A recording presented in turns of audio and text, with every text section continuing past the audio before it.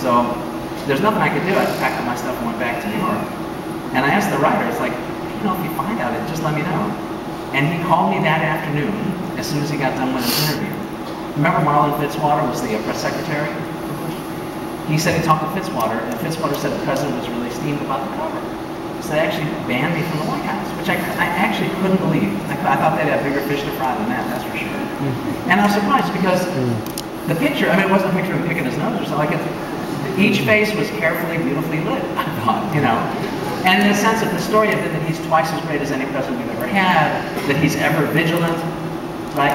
Then he probably would have asked for a framed copy, but because it wasn't that way, all of a sudden it was like that. And I was just really, I have to say, I was really, really surprised.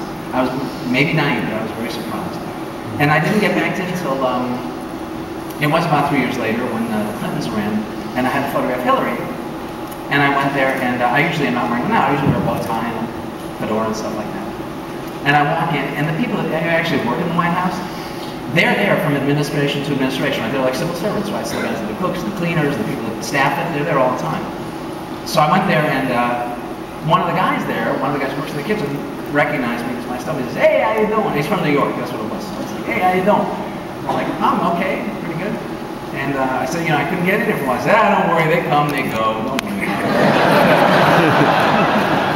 They're like, just attendants, you know. So this was when they were first floating George W. Bush as a potential candidate. This was shot in Austin, at the State House. I'll just zip through these. This was photographed when Clinton came out with his book, and this was shot up at his house, up in Chappaqua.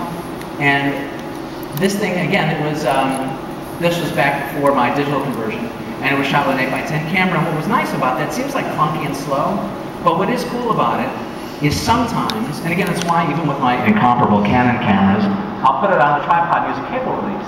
Because I find it's really hard to communicate with somebody when I'm trying to talk to them like this from my camera, because they can't really see me very well. So I find that that's really tough. Or when I used to use 2 1/4 cameras, I'd be like talking into my shoes like this. So all I see is the top of my head. And what I liked about using those cameras was you look under the dark cloth, you get your picture set up, but then when you're done, you sort of step to one side and now you're just talking to somebody. The camera's over here, right? So you can just have like a real nice conversation and get like that. I just made them laugh and got like a spontaneous picture, so it was a nice thing. This one was done in the Oval Office with the incomparable Canon 24mm tilt shift lens, which I used because I actually wanted to see that the Oval Office was oval.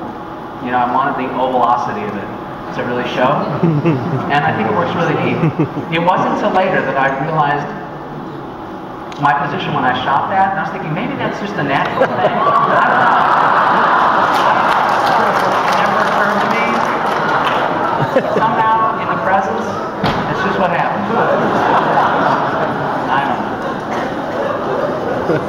know. So again, trying to figure out something different. It's a headshot. This is Newt Gingrich was Man of the Year.